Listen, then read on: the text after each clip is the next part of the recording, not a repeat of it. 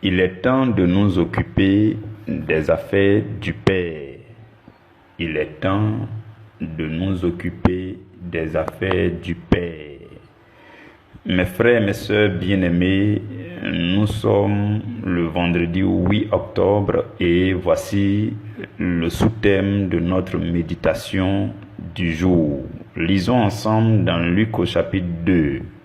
Luc chapitre 2, nous allons lire à partir du verset 41. Luc chapitre 2 à partir du verset 41. Les parents de Jésus allaient chaque année à Jérusalem à la fête de Pâques.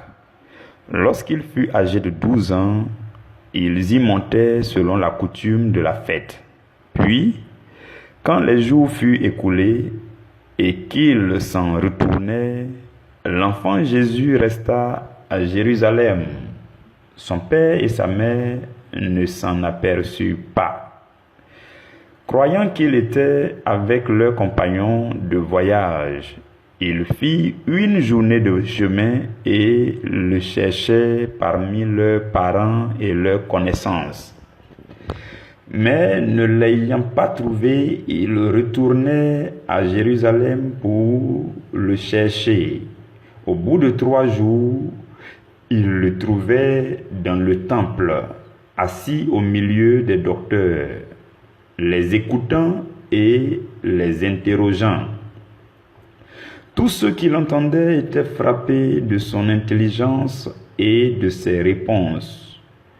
Quand ses parents le virent, il fut saisi d'étonnement et sa mère lui dit : « Mon enfant, pourquoi as-tu agi de la sorte envers nous ? Voici, ton père et moi, nous te cherchions avec angoisse. » Il leur dit : « Pourquoi me cherchez-vous ? Ne saviez-vous pas qu'il faut que je m'occupe des affaires de mon père ? » Mais ils ne comprirent pas ce qu'il leur disait. Puis il descendit avec eux pour aller à Nazareth, et il leur était soumis. Sa mère gardait toutes ces choses dans son cœur, et Jésus croissait en sagesse, en stature, en grâce devant Dieu et devant les hommes. Parole du Seigneur, nous rendons grâce à Dieu.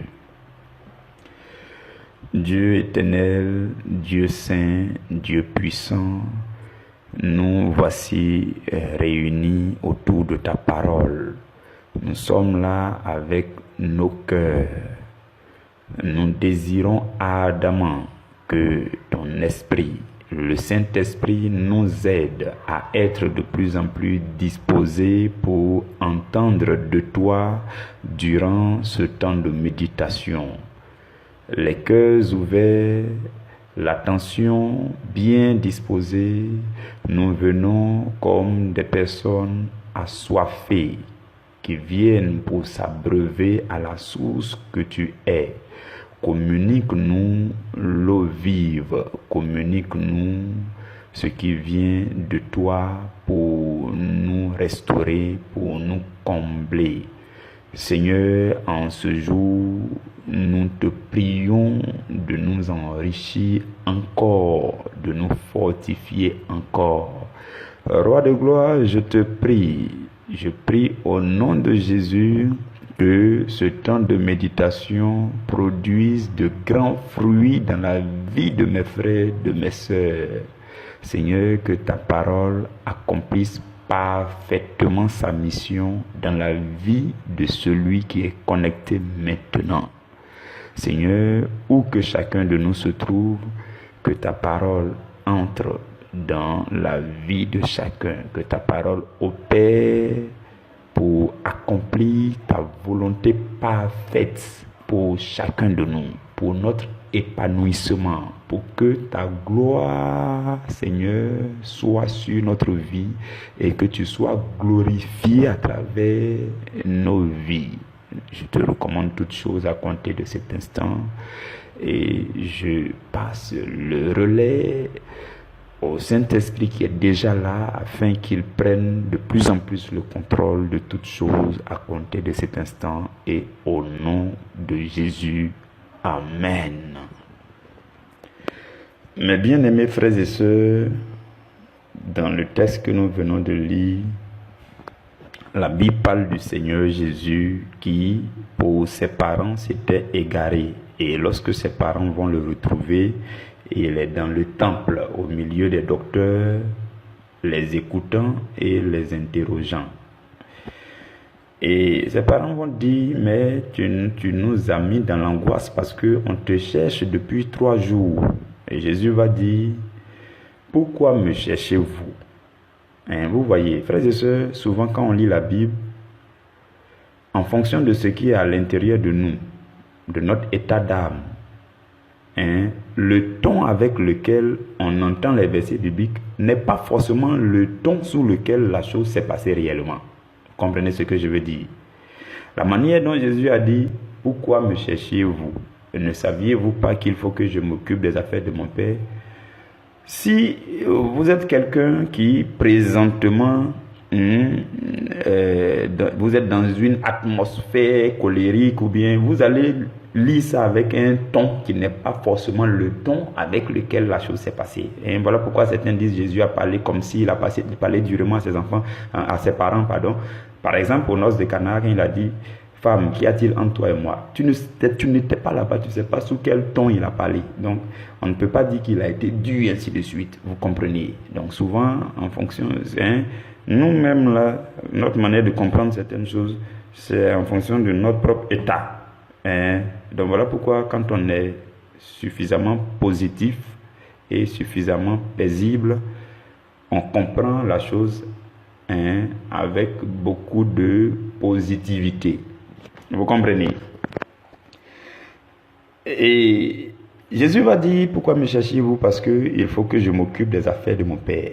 Maintenant, que signifie le fait de s'occuper des affaires du Père? Oui. Notre sous-thème dit, il est temps. Le sous-thème s'adresse à vous et à moi. Le sous-thème s'adresse à chacun de nous. Il est temps pour nous de nous occuper des affaires de notre Père. Maintenant, que signifie concrètement le fait de s'occuper des affaires du Père? À la lumière du texte que nous avons lu, on va rester dans le texte qu'on a lu pour mieux comprendre ce que signifie le fait de s'occuper des affaires du Père. Vous verrez qu'il y a 3 choses que Jésus était en train de faire quand ses parents l'ont perdu de vue. Et quand ses parents vont le retrouver, il va dire, mais il faut que je m'occupe des affaires de mon Père. La première chose, c'est qu'il était dans le temple. Cela peut être significatif pour vous et pour moi. Jésus était dans le temple. Il était dans le temple. Et quand vous lisez les épîtres, vous verrez qu'il y a 2 versets bibliques, il y a 2 versets dans lesquels l'apôtre Paul nous assimile au temple du Saint-Esprit. Dans 1 Corinthiens 3 au verset 16 et ensuite dans 1 Corinthiens 6 au verset 19. Dans 1 Corinthiens 6 au verset 19, quand il dit que nous sommes le temple du Saint-Esprit, il précise votre corps. Donc là, il s'adresse individuellement à chacun de nous pour dire notre corps est le temple du Saint-Esprit. Voilà pourquoi, quelques versets avant ça, il a dit notre corps est le membre du Christ et qu'on ne doit pas prendre le membre du Christ pour en faire le membre d'un prostitué, ainsi de suite. Vous comprenez? Donc, dans ce deuxième verset de 1 Corinthiens 6, 19, l'apôtre Paul parle de notre corps individuellement, notre corps physique, qui est le temple du Saint-Esprit. Mais dans le verset de 1 Corinthiens 3, 16, il parle de l'Église, de la communauté, de notre communauté d'appartenance en tant que temple du Saint-Esprit. Il dit, ne savez-vous pas que vous êtes le temple de Dieu et que l'Esprit de Dieu habite en vous? Vous comprenez? Et il dit, si quelqu'un détruit le temple de Dieu, Dieu le détruira. Donc dans cette partie de 1 Corinthiens 3, il parlait de la communauté en tant que temple. Et dans 1 Corinthiens 6, il parle maintenant du corps de chacun en tant que temple. Vous comprenez? Et la Bible dit que Jésus était dans le temple. Si le temple représente une communauté pour nous, nous devons être effectivement dans le temple. Donc être dans le temple comme Jésus, c'est le fait d'être effectivement présent au sein d'une communauté. Donc, première chose que Jésus faisait, il était dans le temps. Deuxième chose, il était au milieu des docteurs. Vous comprenez? Il était au milieu des docteurs. Et troisième chose, il les écoutait et les interrogeait. C'est le fait d'être en communion fraternelle avec des gens qui sondent régulièrement les Écritures tout en travaillant dans le service. C'est ça le fait d'être au milieu des docteurs, des frères et sœurs, des respos, une communauté où le collège des responsables, ils sont toujours accrochés aux Écritures. Les frères et sœurs sont accrochés aux Écritures. Une famille où les gens sont toujours là en train de sonder les Écritures. C'est ça, être au milieu des docteurs. Et Dieu nous appelle à être au milieu des docteurs. Et la Bible dit, il les écoutait. Donc, vous comprenez ce que je veux dire. Donc, Jésus faisait ces trois choses lorsque ses parents sont venus le trouver. Et sur la base de ces trois choses qu'il faisait, il va s'exprimer pour dire, il faut que je m'occupe des affaires de mon Père. Vous comprenez? Et les affaires du Père ne sont rien d'autre que le travail du ministère. Pour nous, pour vous et pour moi, les affaires du Père, c'est le travail du ministère. Et Jésus s'intéressait, dès cet âge déjà, la Bible, il avait 12 ans. Dès cet âge, Jésus s'intéressait aux affaires du ministère, aux affaires de son Père. Il avait commencé à s'intéresser. Et cela a étonné ses parents. Voilà pourquoi votre intérêt pour les affaires du Père doit aussi étonner ceux qui sont dans votre entourage. Vous comprenez, frères et sœurs? Maintenant, pourquoi notre sous-thème dit qu'il est temps? Oui, suivez-moi très bien. On va aller ensemble. Allons-y ensemble. Le sous-thème dit, il est temps. Il est temps de nous occuper des affaires du Père. Pourquoi le sous-thème dit, il est temps? Jésus dit, il faut que. Je veux qu'on comprenne. Jésus n'a pas dit, je dois ou bien. Bon, en tout cas, il dit, il faut que. Cela traduit un impératif. C'est-à-dire une action qu'on doit commencer sans tarder. Une action dans laquelle on doit s'engager, s'entraîner. Quand vous lisez Hébreux au chapitre 3, le verset 7, la Bible dit, c'est pourquoi, selon ce que dit le Saint-Esprit, aujourd'hui, si vous entendez sa voix, n'endurcissez pas vos cœurs. La Bible n'a pas dit demain, ni après-demain. Aujourd'hui. Aujourd'hui. Et c'est le Saint-Esprit qui parle même dans ce verset de Hébreux 3, 7. La Bible dit, selon ce que dit le Saint-Esprit, 2 points. Aujourd'hui, si vous entendez la voix de Dieu, n'endurcissez pas vos cœurs. Donc ça veut dire que c'est aujourd'hui qui est ce temps. Il est temps là, c'est aujourd'hui. Et Jésus dit, il faut que. Et Jésus était déjà entré, il avait déjà commencé à avoir la mentalité du ministère, à commencer à se soucier de l'œuvre de Dieu. Et dans Hébreux 4, verset 7, la Bible exprime presque la même chose. La Bible dit, Dieu fixe de nouveau un jour, aujourd'hui, en disant dans David, si longtemps après, comme il est dit plus haut, aujourd'hui, si vous entendez sa voix, n'endurcissez pas vos cœurs. Donc il s'agit d'aujourd'hui. Vous comprenez? Et j'aimerais parler à quelqu'un. Suivez-moi encore très bien, s'il vous plaît. Si jusqu'à présent, tu n'arrives pas à te décider pour intégrer le service de Dieu, ça peut être compréhensible.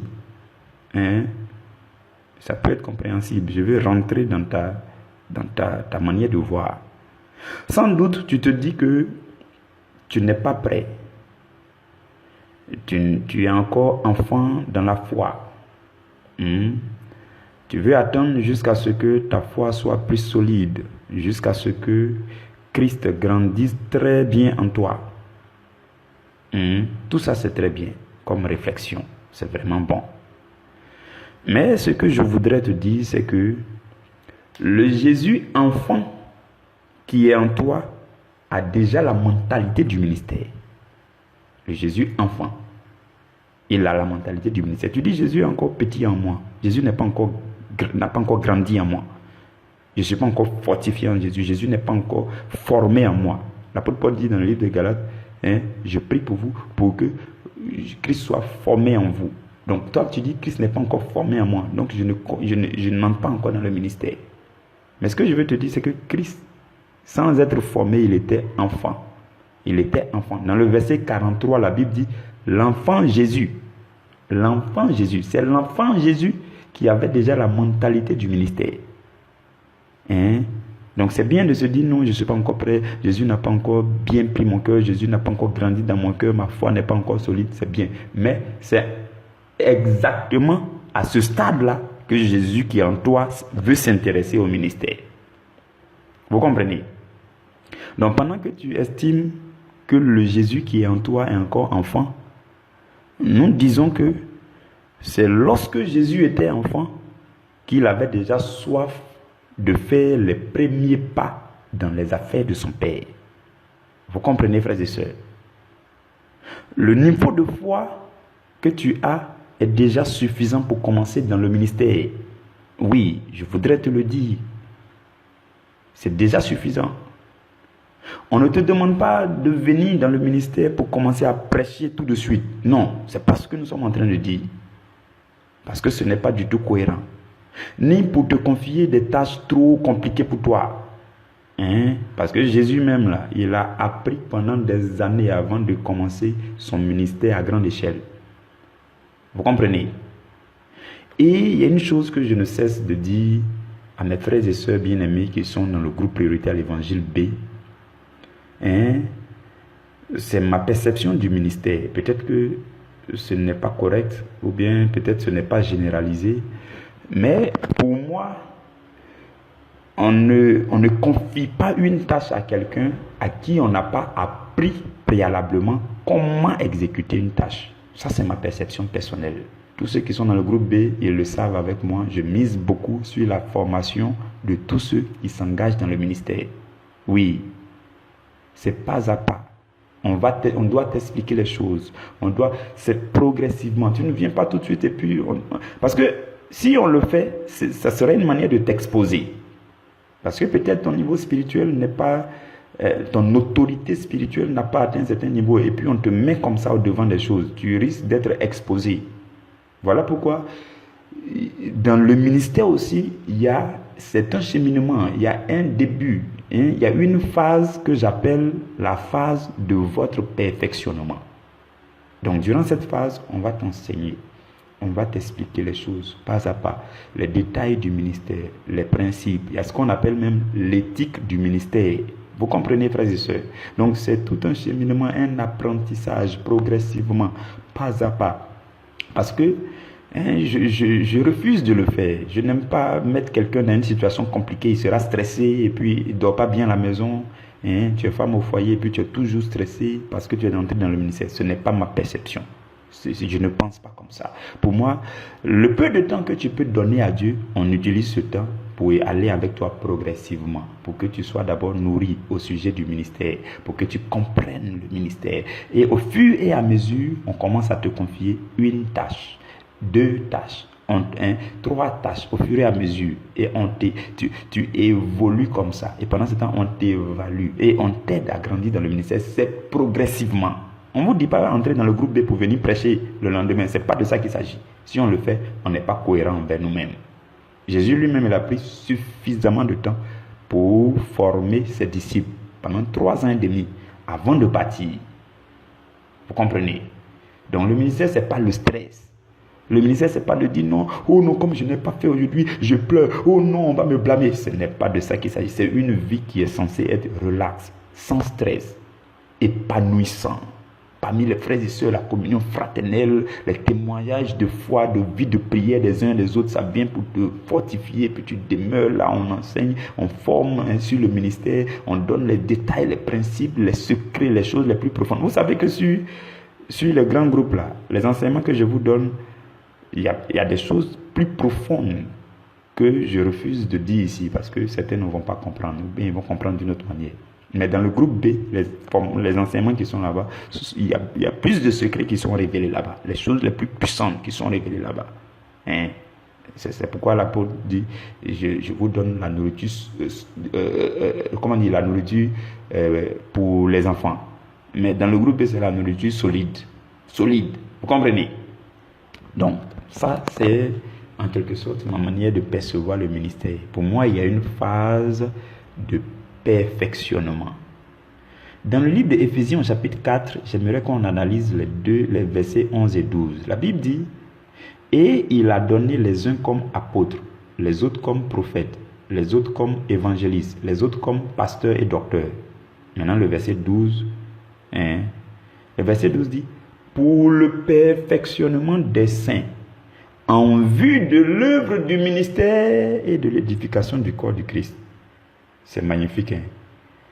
Donc, les apôtres, les prophètes, les évangélistes, les pasteurs, les bergers, les docteurs, leur ministère là, c'est pour le perfectionnement de chaque chrétien d'abord. Donc, il y a la phase perfectionnement. Et le verset 12 là me plaît dans la version de la Bible Tob.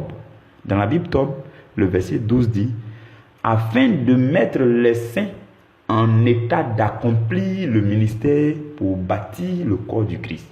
Vous comprenez? Donc, il y a eu une phase de perfectionnement avant d'être en état d'accomplir le ministère.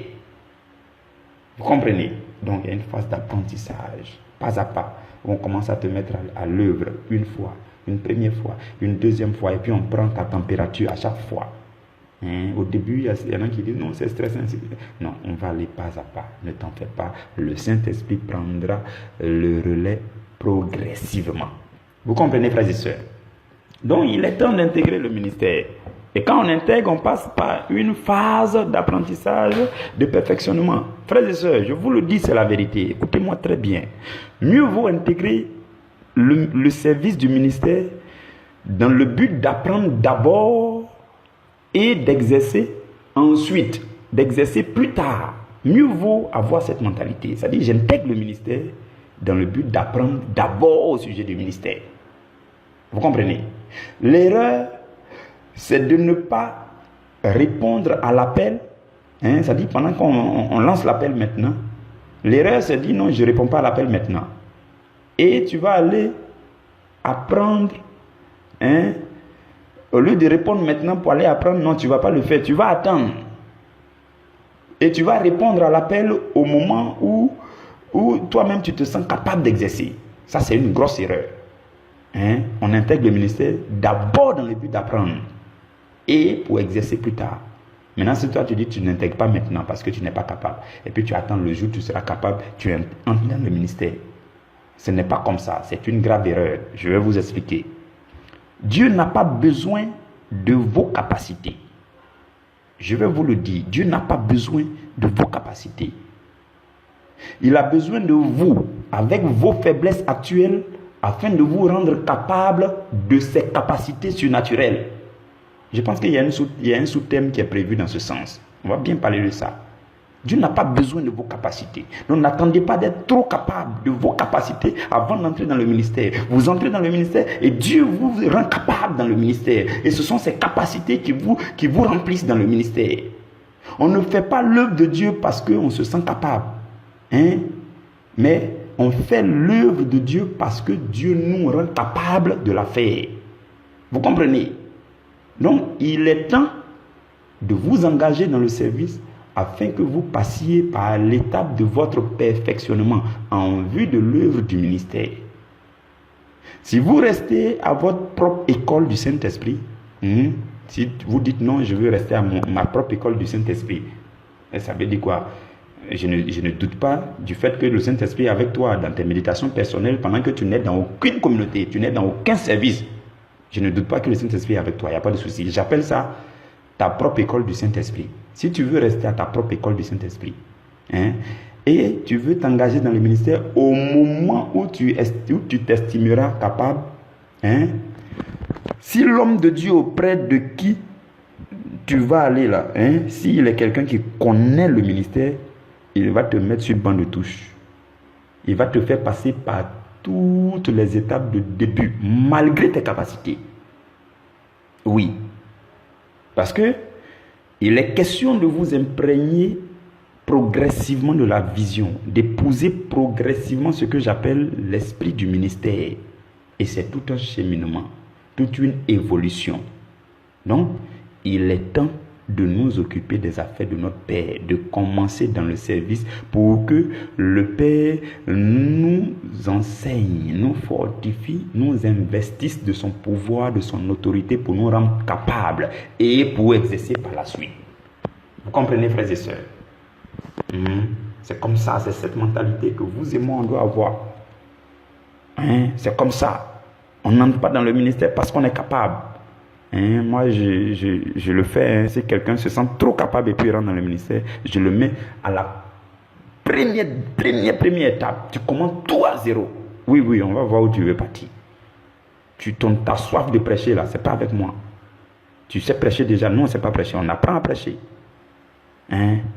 Donc, on te met au tout début. Au tout début, tu vas reprendre tout. Tout. Parce que c'est une évolution d'ensemble. C'est une famille qui est en train de naître et on grandit progressivement ensemble. Donc, tu ne vas pas attendre que tu sois Superman là-bas avant de venir dans le ministère. C'est maintenant que tu entres dans le ministère. Pendant que tu dis, Seigneur, je suis enfant, je suis bébé spirituel. Seigneur, je ne peux rien faire. Oh Seigneur, le Jésus enfant que tu estimes enfant en toi là, ce Jésus-là, lui-même déjà, il a déjà commencé à s'occuper des affaires du Père. Donc, il faut entrer dans le ministère pour t'occuper des affaires du Père, tout simplement. Et tu évolues progressivement dans l'apprentissage jusqu'à exercer. C'est comme ça, frères et sœurs. C'est dangereux de se réveiller un beau matin pour dire je suis capable maintenant de faire le ministère. Bon, donnez-moi un département. Bon, je rentre là-bas. Et puis quand tu arrives, tu critiques tout le monde. Tu es un connaisseur. Tu critiques tout le monde. Tu es le super. Comme si tu mets là-bas, mon frère, tais-toi, tu vas apprendre. Oui, si c'est avec moi, je te brise rapidement. Je vais te casser même, vite. Parce qu'il faut te calmer. Ici, là, nous, on est des enfants. On progresse ensemble progressivement. Tes capacités de dehors, on n'a pas besoin de ça. Dieu ici a prévu une onction par rapport au ministère d'ici. C'est cette onction qui doit t'investir. Donc, soumets-toi à cette onction. C'est comme ça ma manière de voir les choses. Et donc, c'est un cheminement de formation progressivement pour que nous épousions le même esprit. L'apôtre Paul dit, ayez les mêmes sentiments, le même esprit, ainsi de suite. Vous comprenez?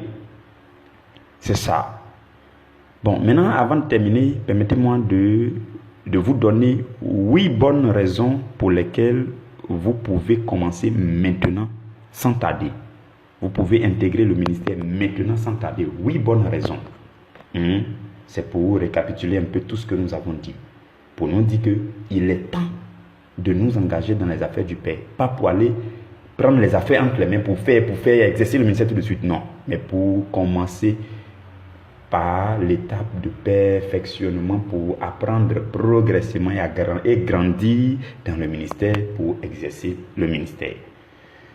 La première bonne raison pour laquelle vous devez commencer, vous pouvez commencer sans tarder. Pendant que vous m'entendez, je l'ai déjà dit, la liste est ouverte. Dans peut-être 2 ou 3 semaines, on va fermer la liste.